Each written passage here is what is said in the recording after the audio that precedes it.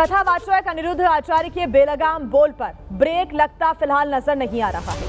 अब बाबा विज्ञान पर भी प्रवचन देने लगे हैं। जी हां, अनिरुद्ध आचार्य का कहना है कि अगर शादी से पहले लड़का और लड़की ब्रह्मचर्य का पालन करते हैं तो बच्चा स्वस्थ होता है, बच्चे को किसी तरह की कोई बीमारी नहीं होती है।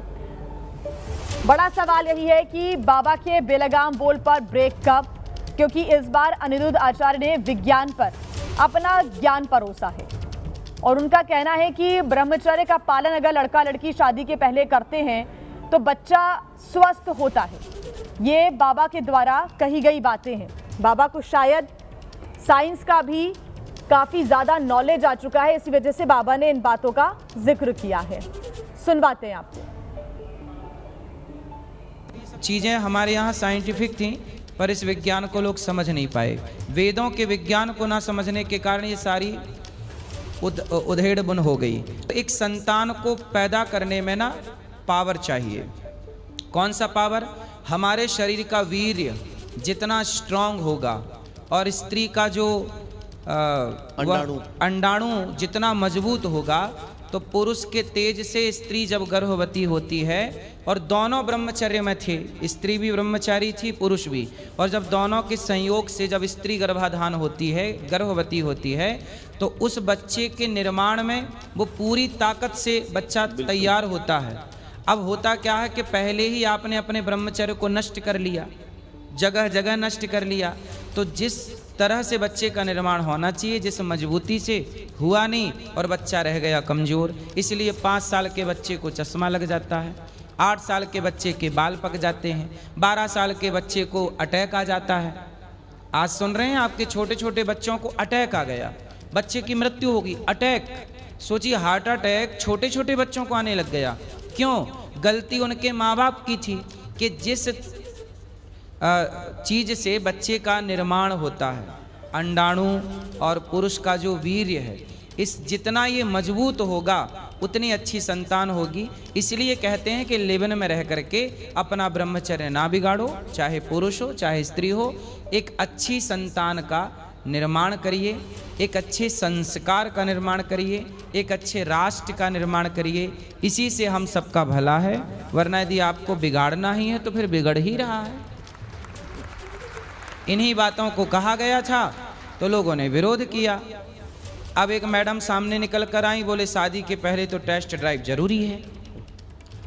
अब देखिए कितना बेहुदा बयान है।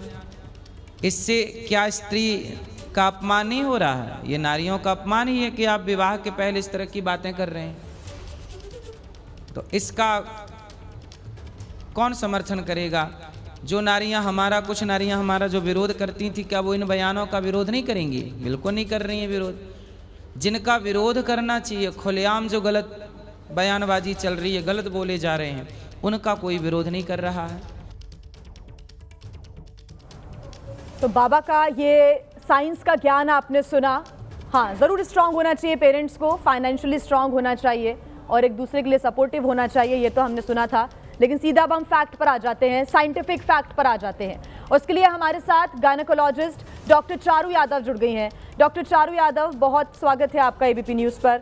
डॉक्टर चारू, आपने ये पूरा बयान सुना अनिरुद्ध आचार्य का। कह रहे हैं स्पर्म और एग ये कमज़ोर हो जाते हैं अगर आप लिव इन में या फिर शादी के पहले या फिर इवन शादी के बाद फ्रिक्वेंटली सेक्स करते हैं, तो और इससे बच्चा कमज़ोर हो जाता है। देखो, there is no scientific background. इस चीज में कोई साइंटिफिक कोई रीजन नहीं है कि स्पर्म और एग जो है एक लिव इन रिलेशनशिप में रहने में या एक सेक्सुअल रिलेशनशिप बनाने में कमजोर हो जाते हैं। तो ना तो स्पर्म को पता है कि आप मैरिड हैं, ना एग को पता है कि आप मैरिड हैं कि नहीं। Under no circumstances am I saying कि क्या ये सोशली करेक्ट है कि नहीं। That we are not talking about any social part. We are हम इस चीज की बात कर रहे हैं कि क्या ये साइंटिफिकली करेक्ट बात है। तो इसमें कोई साइंटिफिक बैकग्राउंड नहीं है इस बात का। हाँ, अच्छी सेफ सेक्सुअल प्रैक्टिसेस करनी चाहिए हमें। अगर हम प्री मैरिटल भी सेक्सुअल इंटरकोर्स कर रहे हैं तो वी शुड बी श्योर कि हम अपने आप को सेक्सुअली ट्रांसमिटेड डिजीजेस से बचा के चल रहे हैं, सेफ सेक्सुअल प्रैक्टिसेस कर रहे हैं। एंड अगर हम सेफ सेक्सुअल प्रैक्टिस में इंडल्ज भी कर रहे हैं तो देयर इज नो रीजन कि हमारा स्पर्म और ओवा किसी भी तरीके से अफेक्ट होएगा इस चीज से। बिल्कुल, और क्योंकि अगर हम एक साइकिल की बात करें डॉक्टर चारू, कि स्पर्म की साइकिल हो या फिर फीमेल के ओव्यूलेशन की साइकिल होती है, शायद ये बाबा को नहीं मालूम होगा क्योंकि बायोलॉजी मालूम नहीं उन्होंने पढ़ी है कि नहीं, लेकिन हाँ स्पर्म का जो नया बनने का एक साइकिल होता है वो जहाँ तक मुझे मालूम है 60 to 70 डेज़ के बाद हो जाता है। उससे तो कोई मतलब नहीं है कि वो कमज़ोर होगा या फिर स्ट्रॉन्ग होगा। दूसरा, ओव्यूलेशन तो हर महीने होता है एक फीमेल में, तो इसमें पुराने एक्सपीरियंसेस का भविष्य पर कैसे असर पड़ेगा?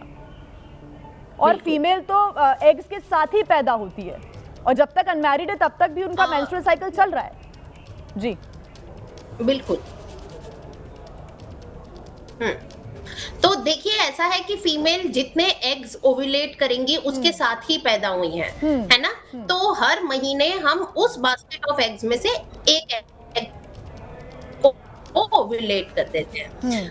एक्टिव हैं या हम सेक्सुअली इनएक्टिव हैं, उसका ओवम्स के ओव्यूलेट होने से कोई लेन देन नहीं है।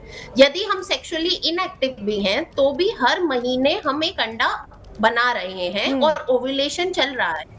ऐसे ही मेल्स में हर 3 महीने में स्पर्म की साइकिल रिन्यू होती है और नया स्पर्म भी बनता जा रहा है। So there is no connection to sexual activity. अब क्या हम अगर सेक्सुअली इनएक्टिव है तो हमारा स्पर्म बनना बंद हो जाए या फिर फीमेल्स में अंडा बनना बंद हो जाएगा या सीज हो जाएगा इतने दिन के लिए, ऐसा नहीं है। ऑल्सो जो इन्होंने बात करी कि भाई अगर ऐसे में जो बच्चा कंसीव हुआ है उसे आगे जाके बीमारियां होने का डर है, तो ये तो बिल्कुल ही इलॉजिकल है।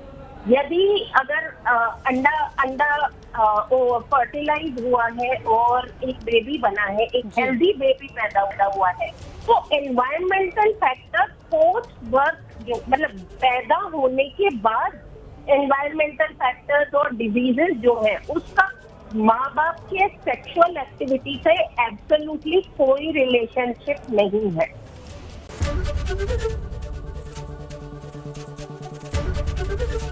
एबीपी गंगा, खबर आपकी, जुबान आपकी।